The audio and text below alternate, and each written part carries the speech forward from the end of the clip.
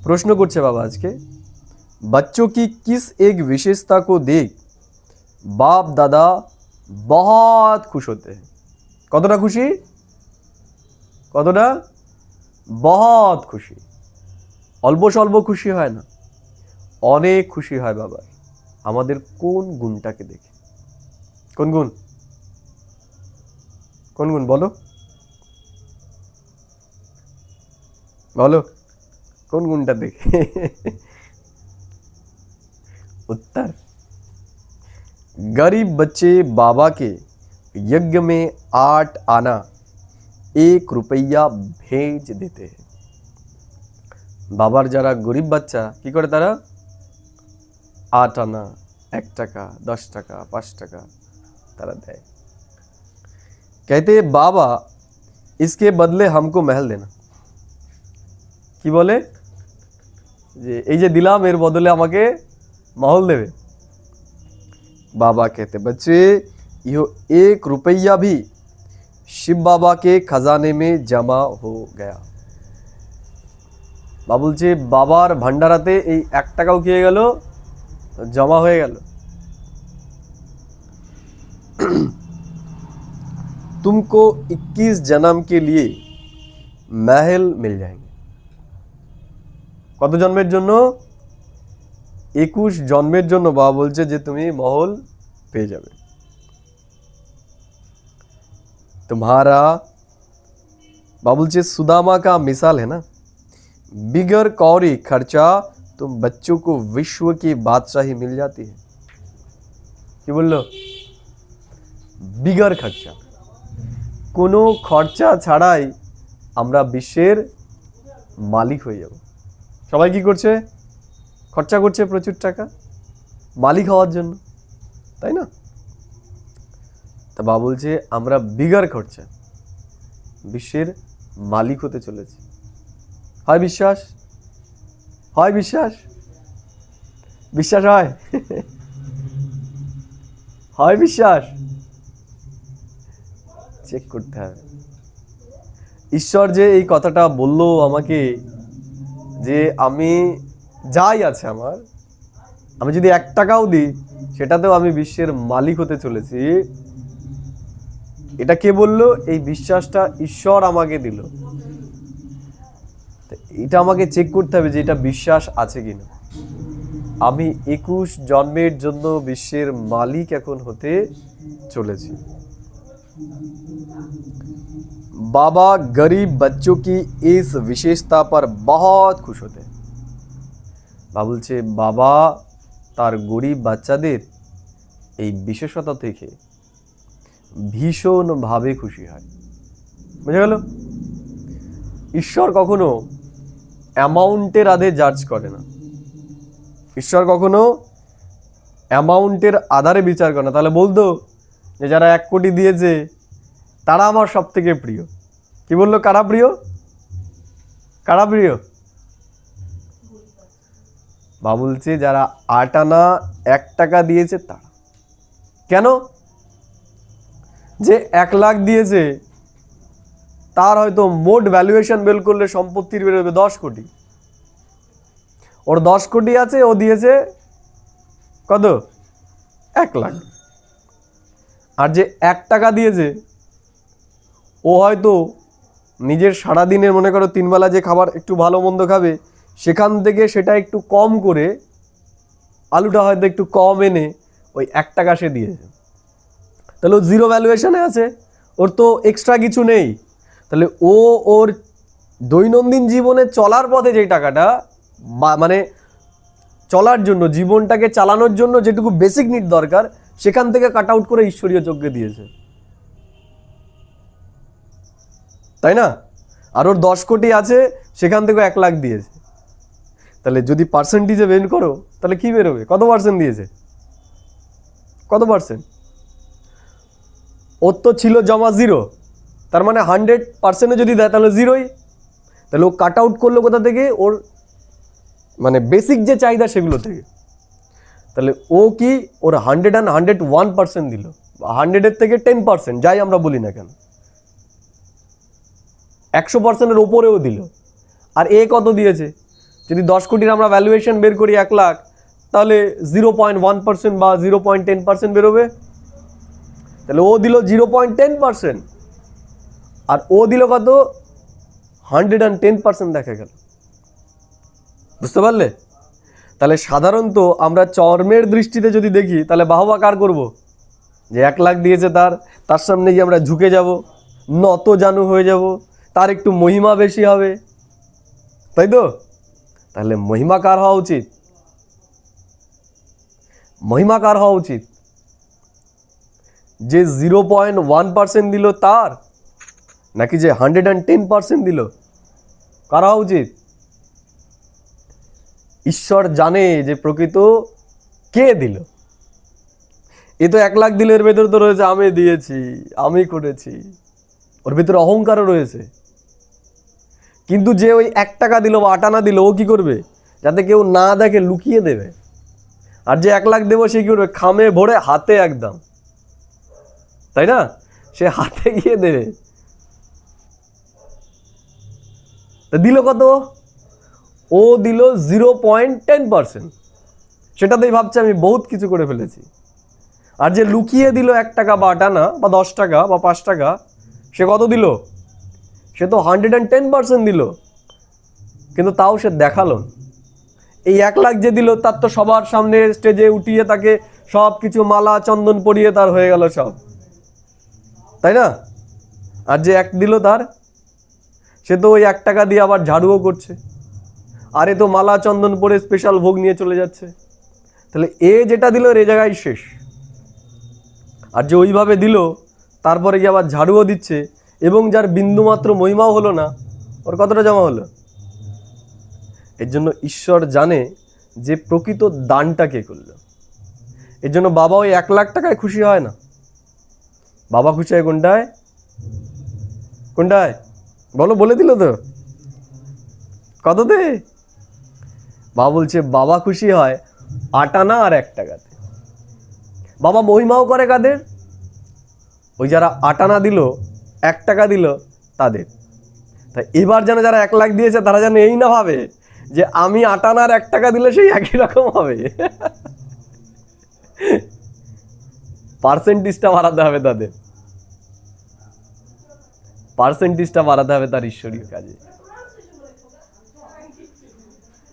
এটা আমাদের কর্তব্য, ঈশ্বরের কর্তব্য নয় যজ্ঞটাকে চালানো। আমাদের ওপরও দায়িত্ব। করছেটা কাদের জন্য? করছেটা কাদের জন্য? আমাদের জন্য করছে।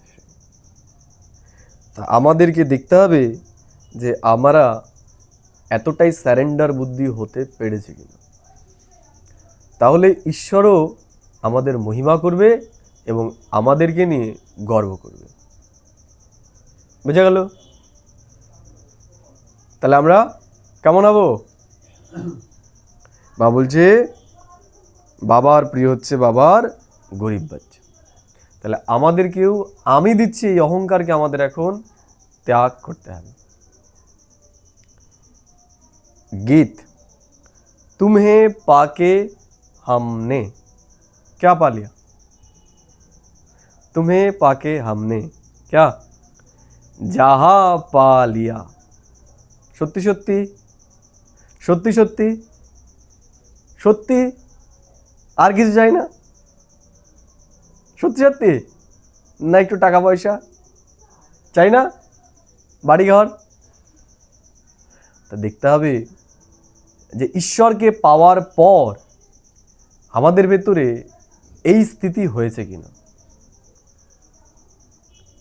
যে এই দুনিয়ার কোনো কিছুর প্রতি যেন আমাদের আর লোলুপসা না থাকে।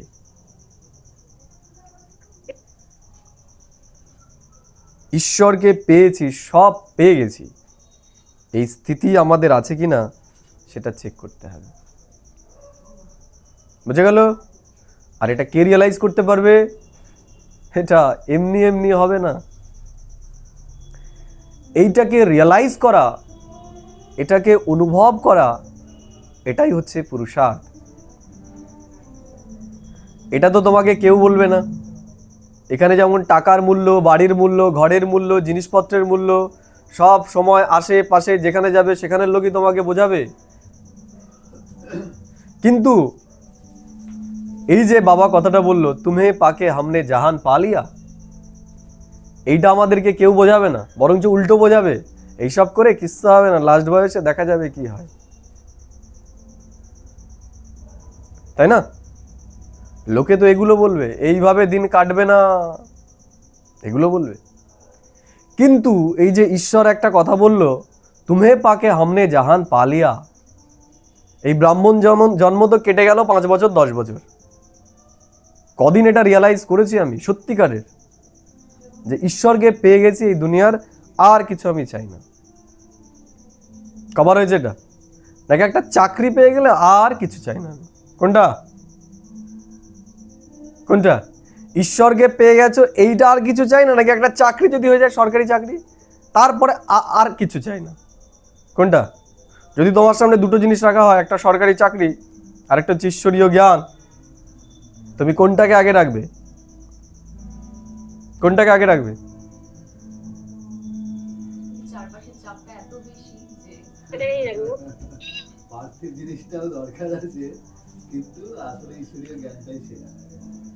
বলছে তুমি পাকে হামনে জাহান পা লিয়া, তোমাকে পেয়ে আমি পুরো জগৎ পেয়ে গেছি।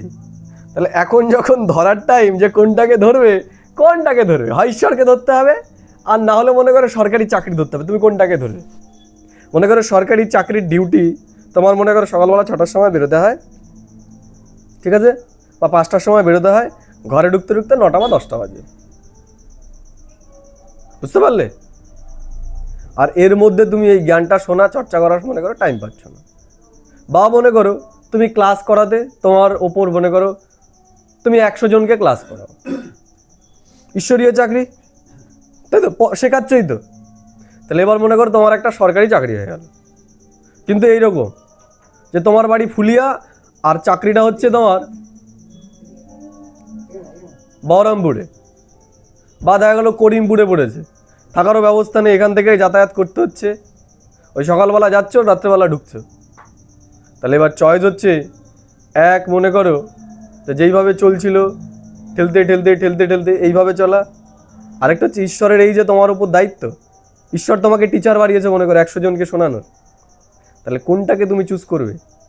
কারণ লোকে তো তোমার জন্য 10টার সময় বা 5টার সময় এসে উপস্থিত হবে না জ্ঞান শোনার জন্য, ওই টাইমেই তোমাকে করতে হবে। যেমন ওই স্কুলে তুমি করতে পারবে না যে না আমি একটু করছি, তোমরা একটু লেটে এসো, আমি 12টার সময় স্কুলে আসবো বা 1টার সময় স্কুলে আসবো, তারপরে তোমাদেরকে পড়াবো, ওই 12টা বা 1টা থেকে আমি 6টা বা 7টা অবধি থাকবো। করবে তারা? করবে না নিশ্চয়ই, স্কুলের যেই টাইম সেই টাইম। তাহলে এখন এই দুটো যদি তোমাকে চুজ করতে হয়, তুমি কোনটাকে চুজ করবে? কোনটাকে করবে? আর যেটাই চুজ করবে সেটাই আসবে, কিন্তু যদি বলো না সরকারি চাকরি চাই না, তাহলে সেই অপশনে চলে আসবে। কিন্তু কোনটা করবে? একই, কেউ জানে না কোনটাই করবে। আমরা সরকারি চাকরিটাকেই করব, কারণ জ্ঞানটাই নেবো ভাই। চাকরিওয়ালা সব চাকরের কাজ আর ভালো লাগে না। করছে বলে তাই, করছে বলে তাই। দায়িত্ব আর দায়িত্ব, টিচারিং যে স্কুলে শুধু দায়িত্ব না, দায়িত্ব আর দায়িত্ব। এখন আমার সবচেয়ে এখন বাবাটাকে ঠিক ঠিক ঠিক। সবসময় থাকে। তো যারা করছে না তারা ভাবছে পেয়ে গেলে ভালো হয়। তা দেখো, বাস্তবিক পক্ষে আমাদের সামনে যেরকম এরকম সিচুয়েশন আসবে, আমরা হয়তো ওই সরকারি চাকরিটাকেই বেছে নেব। এবং ঈশ্বর যে এত বড় কর্তব্য আমাকে দিয়েছে, যেটা বিশ্ব পরিবর্তনের, আর এই যে এদেরকেই আমি শিক্ষা দিচ্ছি, এদের অবস্থা যেরকম এইরকমই থাকবে। মানে এদের অবস্থা তো খারাপ করছি আমি, তাই না? স্কুলে যাব, পড়াবে, ঠিক আছে, তাদের জীবন কয়লা করে তারা 30 বছর 35 বছর পড়বে, 1 লাখ 1.5 লাখ 2 লাখ 5 লাখ টাকা খরচা করে, লাস্টে ওই পড়ার কোনো কাজেই লাগবে না, ওই ডিগ্রিও কোনো কাজেই লাগবে না, পরে ওই ডিগ্রি দেখিয়ে 1500 টাকা নেবে, বুঝতে পারলে? আর সেই শিক্ষা পড়ালাম। আর ঈশ্বর যে বলছে এই যে তুমি 100 জনকে পড়াচ্ছ, 100 জনকে তুমি ঈশ্বরীয় শিক্ষাটা দিচ্ছ, এটার যদি তুমি ভ্যালুয়েশন বের করো না, যেটার ভ্যালুয়েশন কি, তুমি অচম্বিত হয়ে যাবে যে এর ভ্যালুয়েশন কি, তোমার উপর কত বড় দায়িত্ব রয়েছে। তা তাহলে এটা কে রিয়েলাইজ করতে পারবে? এটা তো তোমাকে কেউ বোঝাবে না এই দুনিয়ার, এটা নিজেকে নিজে বোঝাতে হবে। এই যে নিজেকে নিজে বোঝানো এর ভ্যালুটা, এটা কি? এটাই হলো যোগ। এটাই হলো যোগ। যোগ মানে কি? যুক্ত হওয়া। তাহলে ওই লাইটের ভেতরে এখন ইলেকট্রিসিটি প্রবাহিত হচ্ছে, যখন আমার শরীরে ইলেকট্রিসিটি প্রবাহিত হবে তখন বলা হবে যে আমি ইলেকট্রিসিটির সাথে নিজেকে যুক্ত করলাম, তাই তো নাকি? তাহলে দেখো, ঈশ্বরের ভেতরে যে অনুভূতি ক্রিয়া করছে, আমাদের ভেতরে যতক্ষণ না সেই অনুভূতি ক্রিয়া করবে ততক্ষণ তার সাথে আমাদের যোগ হলো কি হলো না, বলো? বোঝা গেল? আরেকবার বলবো? বললাম যে ওই যে তার বা সুইচ মনে করো, ওখানে ইলেকট্রিসিটি রয়েছে, আমার শরীরে তার লাগালো হলো। যদি ইলেকট্রিসিটি প্রবাহিত না হয় তার লাগানোর পরেও, তাহলে কি সত্যি আমি ইলেকট্রিসিটির সাথে কানেক্ট হলাম, যোগ হলো আমার? বোঝা গেল না? আমি আরেকবার রিপিট করছি। ওই বোর্ডের সাথে মনে করো একটা তার পেঁচানো হলো, আমার গায়ের সাথে একটা তার পেঁচানো হলো, হয়ে গেল, যুক্ত হয়ে গেলাম আমি ইলেকট্রিসিটির সাথে। হ্যাঁ, আমি ওটা খুলেও দিলাম, মনে করো তারটাই মনে করো আমি আমার গায়ে পেঁচালাম, কিন্তু কোনো কারেন্টের শক আমি ফিল করতে পারছি না। আমি কারেন্টের সাথে যুক্ত হয়ে গেলাম, নিশ্চয়ই হলাম। তাহলে হলাম কখন? যখন সুইচটা দেওয়া হবে এবং যখন ইলেকট্রিক শক আমার ভেতরে লাগবে, তখনই আমি কি হলাম? ওই মূল কারেন্টের সাথে আমি যুক্ত হলাম, তাই তো? তাহলে আমরাও কি করছি? আমরা ঈশ্বরের সাথে যোগ লাগাচ্ছি, তাই তো নাকি? লাগাচ্ছি তো যোগ, আমরা যোগী। এবার অনুভব করো, ঈশ্বর যেটা অনুভব করছে আদৌ কি সেটা আমি অনুভব করছি? আমি? ঈশ্বর বলছে তুমে পাকে হামনে যাহা পা লিয়া। ঈশ্বর এটা অনুভব করছে আমাদের কর্তব্যটা কত শ্রেষ্ঠ কর্তব্য, আমরা কি পেয়ে গেছি সেটা ঈশ্বর রিয়েলাইজ করছে। আমরা যোগীরা যখনই দুটো জিনিস চুজ করতে হলো, কোনটাকে চুজ করে নিলাম? কোনটাকে চুজ করলাম বলো? চাকরিটাকেই চুজ করলাম। ঈশ্বর হলে কোনটাকে চুজ করতো? ঈশ্বর হলে কোনটাকে চুজ করতো? ঈশ্বর হলে ঈশ্বরীয় কর্তব্যটাকেই চুজ করতো। ব্রহ্মা বাবা কি করেছিল? এই সময় যদি ভ্যালুয়েশন করা হতো, সে 1000 কোটি টাকার মালিক ছিল সেই সময়। তার লেনদেন কাদের সাথে ছিল জানো? যেমন ওই ছিল না, ওই তোমার ওই কি জানো ওনার নাম কি, আরে যে হিরেওয়ালা ছিল না একজন, আরে চলে গেল ভারত ছেড়ে, হ্যাঁ নীরব মোদি চলে গেল না? এইরকম উঁচু লেভেলের একজন ব্যবসায়ী ছিল। ওনার যে লেনদেন চলতো সেটা ইংরেজ সরকারের সাথে, ভারতের বড় বড় রাজাদের সাথে ওনার কারবার চলতো। সেই বিজনেস উনি 1 সেকেন্ডে ছেড়ে দিয়েছে। ছেড়েছে কি ছাড়েনি? ছেড়েছে। কেন? তার কাছে সেই হিরে মুক্তগুলো সব পাথর মনে হতো। পড়েছি না আমার বাবার জীবনীতে? পড়েছি। ফির ছেড়ে দিয়েছে না? ছেড়ে দিয়ে কি করেছে? এই বাবার যে কর্তব্য দিয়েছে এটা করেছে। তাহলে সে যোগী নাকি আমরা যেটা ওই সে যেটা ছেড়ে দিয়েছে সেটা আমরা ই করছি, এটাকে ছেড়ে দিয়ে? কে যোগী? আমাদের লক্ষ্য কি কার সমান হওয়া? ব্রহ্মা বাবার সমান হওয়া। তাহলে হলাম কার সমান? আমি এটা বলছি না যে দুটো যদি আসে আমরা ওটাকে ছেড়ে দিয়ে করব, যদি উপায় থাকে তাহলে দুটোই করা। কিন্তু যদি এমন সিচুয়েশন আছে যে দুটোর মধ্যে যে কোনো একটাকে আমাকে চুজ করতে হবে, তখন আমি কোনটা করব? যদি আমি প্রকৃতই যোগী হই তাহলে ব্রহ্মা বাবা যেটা করেছে আমি সেটা করব। আর যদি আমি মিথ্যা যোগী হই, ভ্রমের মধ্যে আমি থাকি, তাহলে এই দুনিয়ার মানুষ যেটার ভ্যালুয়েশনকে ভ্যালুয়েট মনে করছে, আমরাও সেটাই করব। এর জন্য আমরা ভাবছি আমরা যোগী, কিন্তু আমরা যোগী হতে পারিনি। ঈশ্বরীয় কারেন্ট আমরা এখনো ফিল করতে পারিনি। ঈশ্বর কি বিচার করে, ঈশ্বর কি ফিল করে, সেটা আমরা ফিল করতে পারছি না। ঈশ্বর আমাদেরকে নিয়ে কি ফিল করে সেটা আমরা অনুভব করতে পারছি না। অব্যক্ত মুরলিতে বাবা প্রথমেই বলছে যে আমি আমার নূরে রতনকে দেখছি। এই কালকের মুরলিতে বাবা বলছিল যে আমি আমার হিরো পাঠধারী আত্মাদেরকে দেখছি। কি মনে করো নিজেকে? হিরো মনে করো? হ্যাঁ, হিরো মনে করো? কে কে করে এখানে নিজেকে হিরো? হিরো পাঠধারী আমি নিজেকে মনে করছি? করছি? বুকে হাত দিয়ে বলবে করছি আমরা রিয়েলাইজ? ঈশ্বর দেখছে আমাদেরকে হিরো, আর আমরা দেখছি নিজেকে জিরো। আমি তো জিরোই রয়ে গেলাম। টিকটিকি তো স্বীকার করছে না এখন। আমরা ভাবছি আমরা যোগী, কিন্তু ঈশ্বর দেখতে পাচ্ছে এরা যেমন ছিল তেমনই রয়ে গেছে। আমি কি অনুভব করছি, এরা সেটা অনুভব করতে পারছে না। এর জন্য এদের ভেতরে অনুভবও নেই। এর জন্য এদের মূল্যও ভালো লাগে না, যোগও ভালো লাগে না, সব বোরিং।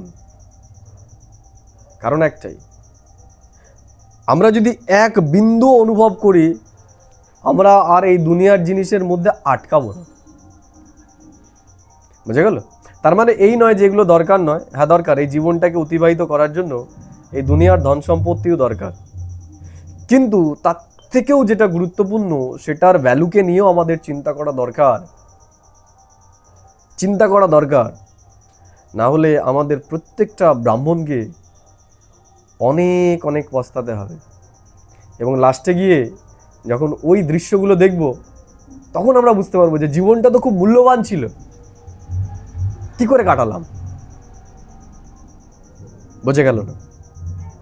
আমাদের জীবনটা আমরা তখন সবাই যখন মানবে, হ্যাঁ হ্যাঁ তোমরা এত বড় শ্রেষ্ঠ কর্তব্য করেছো, সবাই যখন মানবে, তখন গিয়ে যখন রিয়ালাইজ করব, তখন আর এই দুনিয়াতে বেশি দিন থাকবো না। এখন যখন দুনিয়ার মানুষ মানছে না, এই সময় ঈশ্বর যেটা বলছে সেটা আমাদেরকে রিয়ালাইজ করতে হবে। যে সত্যি নিজেকে হিরো পাঠধারী আত্মা রিয়ালাইজ করছে, যে সত্যি এই জ্ঞানটাকে এতটাই ভ্যালুয়েবল মনে করছে, সেই হলো সত্যিকারের যোগী। আর যে করতে পারছে না, বিচার করো সেটা থেকে আমরা কতটাই দূরে রয়েছি। ঈশ্বর আমাদের রোজ এসে এই যে শিক্ষাগুলো দিচ্ছে, এগুলো এই কারণেই দিচ্ছে। এই যে বাবা আজকে বললো, বাবার যারা গরিব বাচ্চা, তারা যেন না ভাবে যে আমি তো কিছুই করতে পারবো না, আমার তো কিছুই হবে না। বাবা বললো, আমার তো সেটাই সব থেকে বেশি পছন্দের। তুমি যে ওই 1 টাকা 8 আনা দিচ্ছ, ওটা ওই লাখ টাকার থেকেও আমার অতি প্রিয়। তুমি এদের থেকে ধনী হবে, যারা লাখ দিচ্ছে তাদের থেকে তুমি ধনী হবে। তাহলে এই চিন্তনের মধ্যে যদি আমরা না থাকি, যেটা ঈশ্বর চিন্তা করছে, তাহলে আমাদের ভেতরে খুশি হবে কি করে? ঈশ্বরীয় চিন্তন যতক্ষণ আমরা না করব, ঈশ্বর সম চিন্তন যতক্ষণ আমরা না করব, ততক্ষণ ঈশ্বরীয় নেশা আমাদের ভেতরে আসবে না। এই দুনিয়ার মানুষের অবস্থা যেরকম, আমাদের অবস্থাও সেরকম থাকবে, প্যাঁচার মতো। যদি আমরা আমাদের ভেতরে সেই দিব্য অনুভূতি নিয়ে আসতে চাই, তাহলে ঈশ্বরীয় বিচারকে এখন আমাদের বিচার করতে হবে। এর জন্য ঈশ্বর সম বিচার আমাদেরকে এখন করতে হবে। ঠিক আছে?